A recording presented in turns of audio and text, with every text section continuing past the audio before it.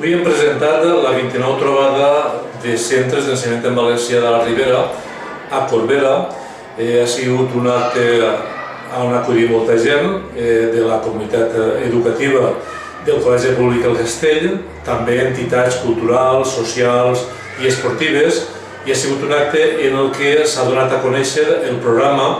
de la pròxima trobada, que depèn també de les decisions de la comissió organitzadora d'aquesta trobada. Però és evident que la trobada de la 29 trobada de centres d'ensenyament en valencià serà una trobada com totes les trobades lluïdores, que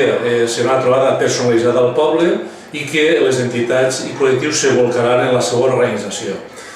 Cal recordar-vos també que el 23 de novembre se celebra el 30è aniversari de la llei d'ús i ensenyament del valencià, que va ser una llei molt important per a l'ensenyament del valencià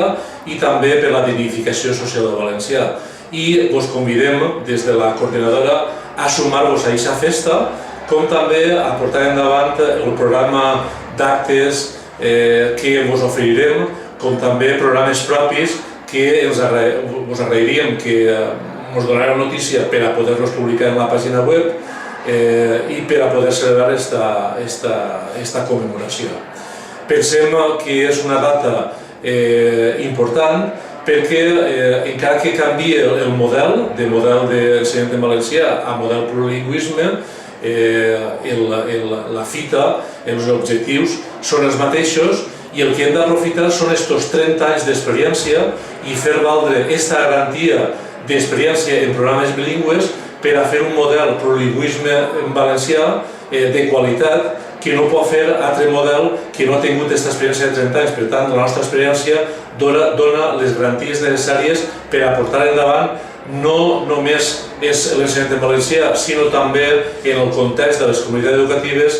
la dignificació social del valencià. No és, per tant, que se tanca un cicle per a començar-ne un altre de diferent, en el qual l'ensenyament valencià entra en una via morta, sinó, ben al contrari, on se dinamitza l'ensenyament del valencià i fins i tot augmenta, enriqueix i el seu èxit social ha de ser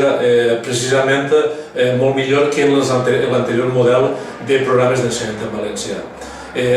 Vull convidar també i vull impulsar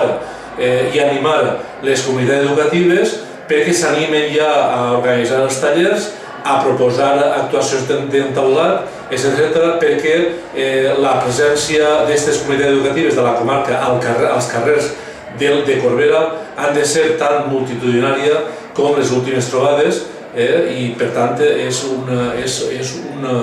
deure i una obligació que tenim tots per a manifestar, per a significar el nostre suport a l'ensenyament en valencià i a la dignificació del seu ús social.